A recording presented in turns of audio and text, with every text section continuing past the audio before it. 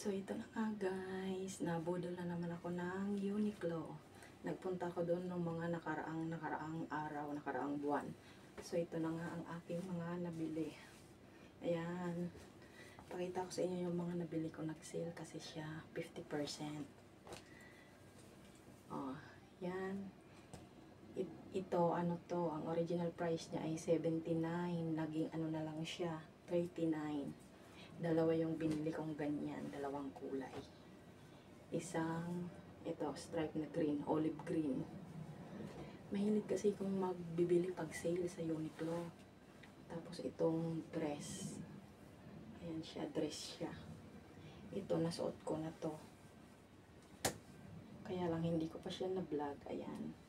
Maganda yung dress na yan. Kaya lang gusto pa bumili niyan, wala na. Wala na silang available. Saka ito. Ito naman, pag 99 siya, nabili ko siya ng 59. Dalawang kulay din yun. Light blue at saka itim. Tapos, bumili din ako ng panty. Ayan. Dalawang kulay din to, yung isa pula. Kaya lang hindi ko na ipakita. Nasuot ko na yun eh. Excited. Tapos, nitong linggo lang, ito naman yung nabili ko. Ito maganda siya, pang autumn. Ayan. 19, magkano ba to? 149. Nabili ko siya ng 79. Ayan. Maganda siya. Tapos, binilhan ko din si Fred ng polo.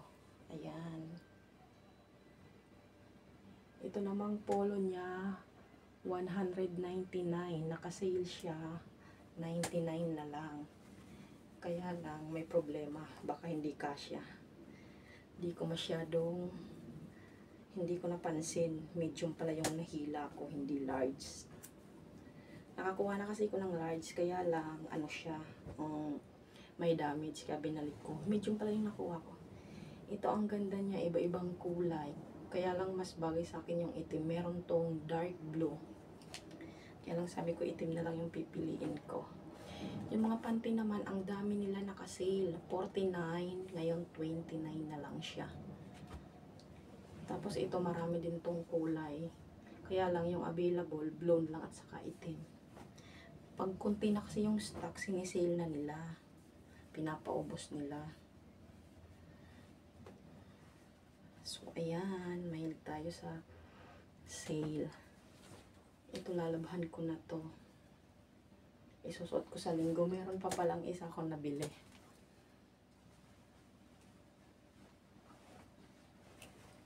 Ito pa pala yung denim short. Ayan. Ito naman 199. Nag-sale 99. Ano siya, para siyang palda.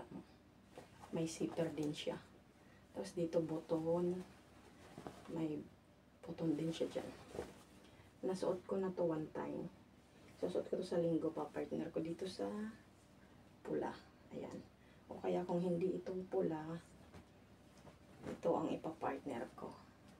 Ayan. Pagpipilian ko kung alin ang bagay. So ayan, dami na naman akong nagastos sa kakabili ko ng Uniqlo. Ay, meron pa palang isa. Ito naman, binigay ito sa akin ng kaibigan ko. Nung namili kami, bumili siya ng dalawa nito, tig-isa kami. Ayan, maliit na version. Ayan siya, tag 20. Maliit na version ng ganito. Kasi ito yung binili ko, tag 20 din to. Tatlong size siya. Large, medium, at saka itong small. So that's it on my vlog. Bye-bye!